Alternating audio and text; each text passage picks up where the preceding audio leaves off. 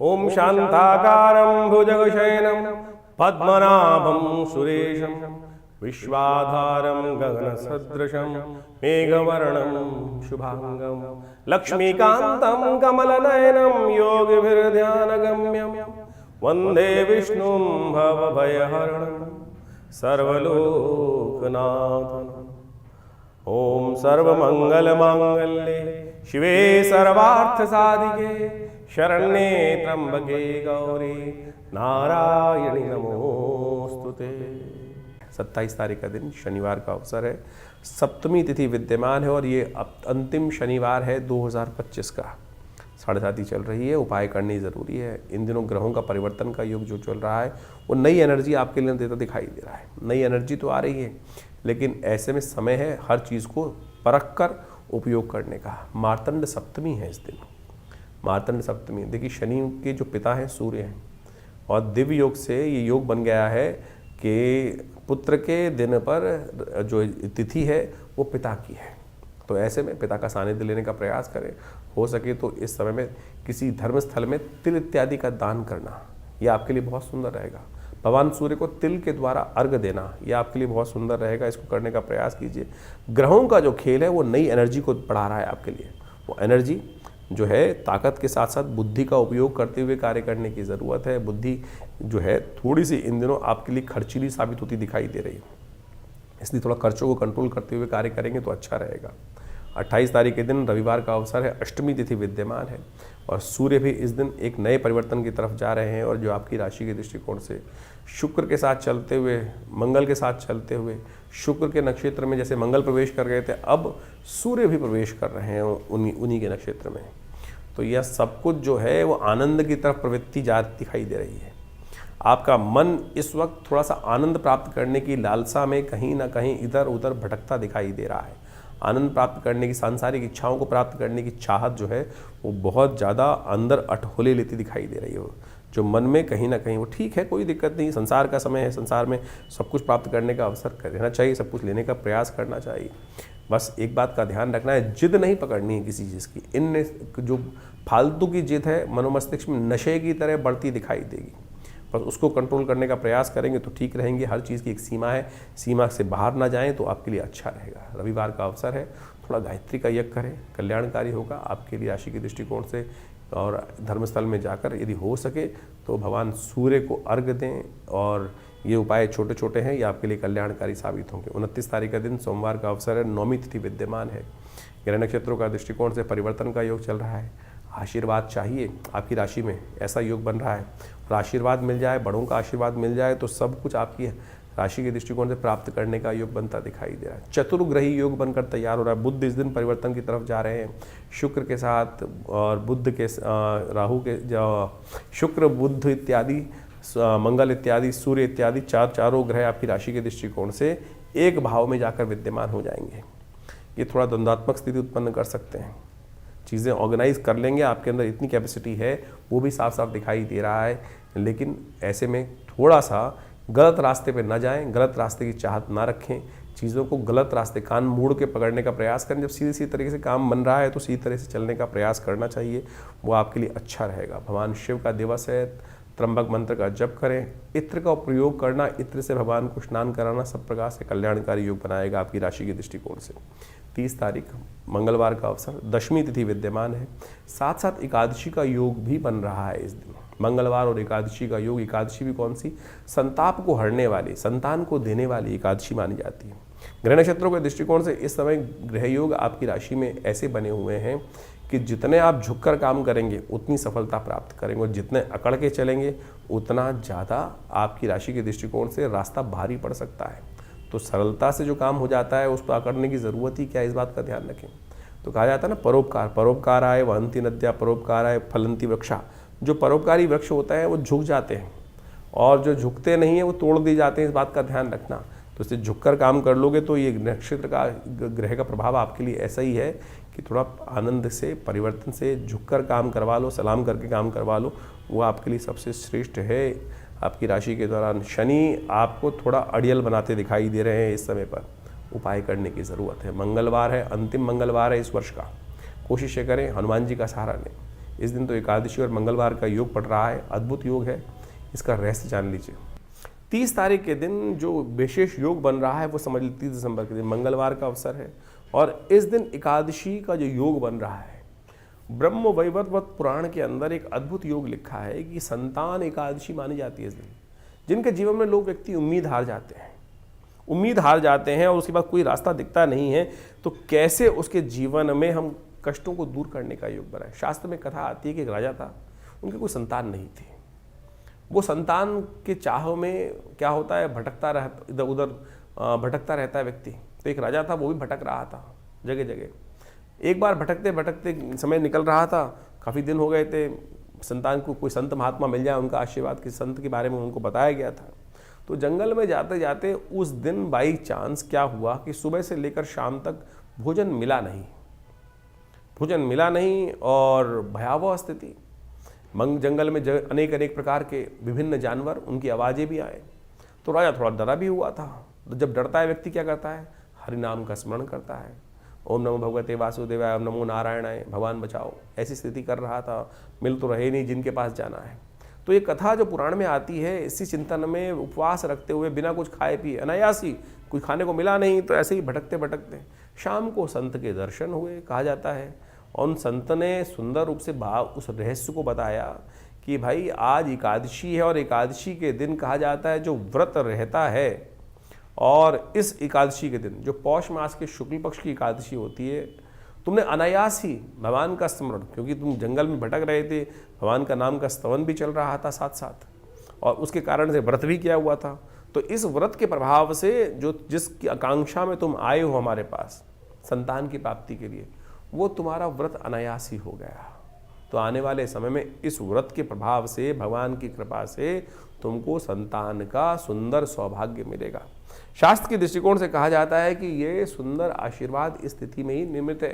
तो आपके जीवन में यदि कोई आकांक्षा है, संतान की आकांक्षा है, या जिससे आप हिम्मत हार चुके हैं, चीज़ें वो हो नहीं रही हैं, इस दिन व्रत करते हुए भगवान के नाम का स्तवन किया जाए, और भगवान की कृपा से अद्भुत रूप से मनोरथ सिद्ध होने के योग बन जाते हैं। ये कथाएं शास्त्र में हैं, हम इनको टेस्टिमनीज की तौर पर देखना चाहिए, और इस ग्रहों गणनाओं के अनुसार से साफ साफ दिखाई देता है। हमने विवेकानंद योगाश्रम में इस दिन सुंदर कार्य भी किया है।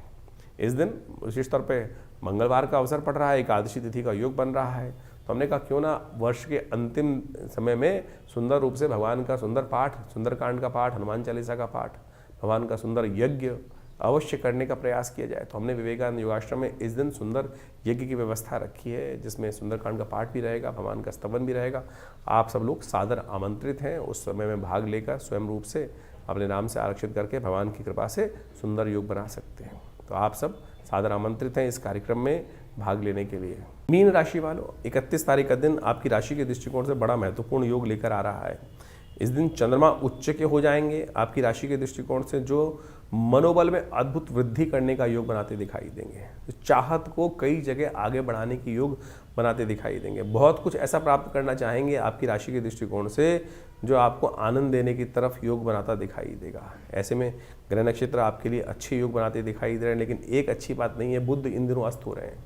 अब देख लीजिए आपकी राशि में 5 ग्रह अस्त हो गए हैं। सूर्य के साथ रहने के कारण से बुध, शुक्र, मंगल अस्त, साथ में राहु अस्त, केतु अस्त, ये समस्त 5 ग्रह जो अस्त एक साथ हो गए हैं, ये कहीं ना कहीं 7:30 के समय में अपनी परिधि से बाहर जाकर कार्य करना भारी पड़ सकता है। तो ऐसे में विशेष तौर पर गलत रास्ते पर न जाएं, इस बात का ध्यान रखते हुए कार्य करने की ज़रूरत है। सात्विक दिन है, बहुत सात्विक दिन है, शायद लोग इस रहस्य को जानते नहीं हैं। प्रतिष्ठा द्वादशी है इस दिन। प्रतिष्ठा द्वादशी वो है जो कलंक को विध्वंस करके स्वाभिमान का निर्माण हम सब लोगों के समक्ष किया गया है। राम भगवान के मंदिर की प्रतिष्ठा इसी दिन हुई थी। तो इस दिन एक दिया जलाएं। 31 दिसंबर को इस बार बड़ा सौभाग्य का योग बन रहा है। प्रतिष्ठा द्वादशी बन रही है इस बार।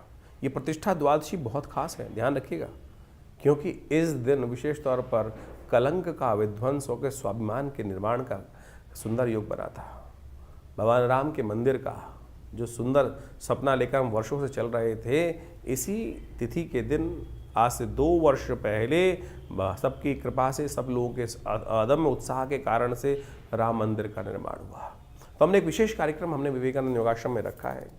इस दिन हम सब जो भगवान के सेवक के रूप में काम करने का प्रयास करें, भगवान का स्तवन करने का प्रयास करें।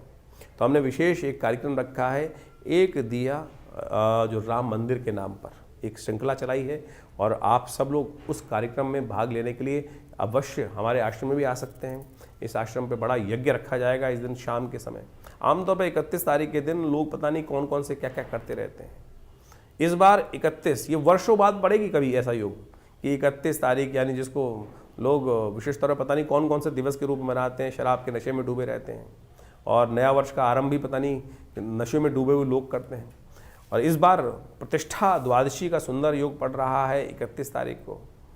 तो हमने भी इसने विशेष तौर पर एक दिया राम के नाम, राम मंदिर के नाम पर एक कार्यक्रम की श्रृंखला चलाई है। आप सब लोग उसमें जुड़ सकते हैं। विवेकानंद योगाश्रम एक बड़ा उत्सव करने जा रहा है इस तिथि के दिन, यानी 31 तारीख की शाम को, एक दिया राम मंदिर के नाम, और बड़ा उत्सव के साथ, आनंद के साथ। ये हमारे गौरव का विषय है, ये हमारे स्वाभिमान का विषय है कि हम सब ने अपने इन नेत्रों से जिस कलंक के साथ हमारे पूर्वज जिए 500 साल तक, आज उस सुंदर वेला पर, इस सुंदर निर्माण की, नव निर्माण की वेला पर, प्रतिष्ठा द्वादशी के दिन आश्रम पर बड़ा भंडारा रहेगा, यज्ञ रहेगा, और भगवान का सुंदर स्तवन रहेगा। तो ये कार्यक्रम शाम को 6 बजे से आरंभ होकर रात्रि में चलेगा अच्छे लंबे समय तक। तो आप सब लोग सादर आमंत्रित हैं। विवेकानंद योगाश्रम दिल्ली में, खुरेजी में, जमुना पार में आप सब अपना स्थान को आरक्षित कर इस कार्यक्रम में भाग लेने के लिए आ सकते हैं। धन्यवाद, नमस्कार। 2025 का ये अंतिम काल चल रहा है, और अभी आपने उस प्रभाव को भी समझा कि ज्योतिष के दृष्टिकोण से क्या कुछ ग्रहों का परिवर्तन का योग है। 2025 समाप्त होने के बाद 2026 का पदार्पण ज्योतिष के दृष्टिकोण से, यदि काल गणना के दृष्टिकोण से देखा जाए तो जो आरंभ होगा ये बहुत महत्वपूर्ण है। 2026 एक नई उम्मीद लेकर आ रहा है, क्योंकि इस वर्ष ग्रहों का ये परिवर्तन कई प्रकार के नई उम्मीदों को जगाने की योग दे रहा है। क्योंकि इस 2026 में कई ग्रहों का, यदि हम देखें तो केवल एक शनि महाराज को यदि छोड़ दिया जाए तो बाकी सारे ग्रह अपनी धुरी से चलते हुए परिवर्तन का योग बनाएंगे। और इस वर्ष ज्योतिष के दृष्टिकोण से ये समस्त जो परिवर्तन है भी बड़ी उठापटक करने का योग भी बना सकते हैं। जिस काल का आपको वर्षों से इंतजार था, जी हाँ, वर्षों से इंतजार था, वो परिवर्तन का समय अब 2026 है वो लेकर आता दिखाई दे रहा है। सूर्य का ये वर्ष माना जाएगा, और सूर्य के वर्ष के अनुसार से जो ग्रह गणना विशेष तौर पर बना रही है, वो नया एक उम्मीद का तारा उदय होता दिखाई दे रहा है।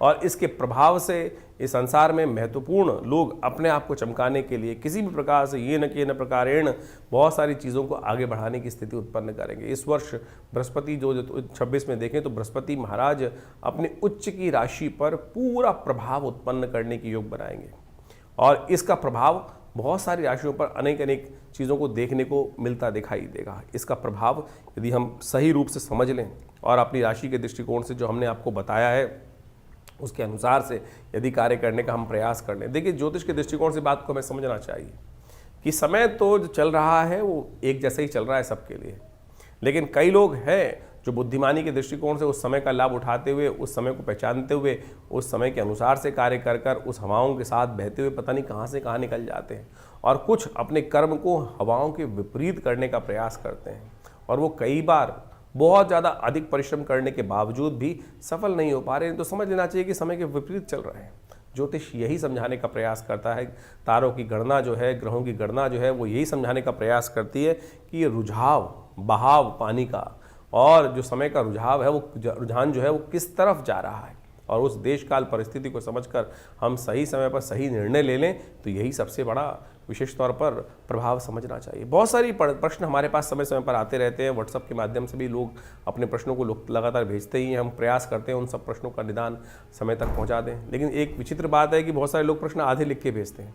जब तक आप प्रश्न पूरा लिख के नहीं भेजेंगे तो जवाब कैसे दिया जाएगा। उसके साथ साथ भी बहुत सारी काल गणना ऐसी होती है कि जो राशि के दृष्टिकोण से, हम गोचर के दृष्टिकोण से ही हम यहाँ बता सकते हैं। लेकिन अगर गोचर के दृष्टिकोण से, जैसा हमने आपके समय बताया कि बिल्कुल अच्छा चल रहा है, लेकिन आपके साथ वो उसके उल्टा हो रहा है, तो समझ लीजिए कहीं ना कहीं ग्रह गोचर की गणना जो है वो आपकी दशा महादशा या आपकी कुंडली में जो इंटरनल समस्याएं हैं वो आपके जीवन में कुछ भयावह स्थिति उत्पन्न करती दिखाई दे रही हैं, उनका हमको इलाज करना पड़ेगा। जब हम उनका इलाज कर लेते हैं तो चीज़ें परिवर्तन की तरफ बहुत तेज हो जाती हैं और समय का लाभ मिल जाता है। लेकिन हम उस गड्ढे से बाहर निकलने के लिए उसका इलाज सही समय पर नहीं कर पाते हैं। सकल पदार्थ है जग माही, कर्महीन पुरुष पावत नाही। कर्महीन के साथ ये बात कर्म का सिद्धांत समझ लीजिए, सही दिशा में सही समय पर किया गया कर्म, तो वो समझते हुए कार्य कर लें तो आपके लिए बिल्कुल सब चीज़ें ठीक हो सकती हैं। यही ज्योतिष का लाभ है। और कोशिश ये करें हम इस कार्यक्रम के माध्यम से आपके प्रश्नों का निदान जिस प्रकार से दे रहे हैं तो आप तुरंत इस 2025 तो जैसा निकला आगे आने वाला जो समय है ना उसको ठीक करने का हमको प्रयास करना चाहिए। 2026 बिल्कुल आरंभ काल में आ चुका है, शुरू हुआ चाहता है।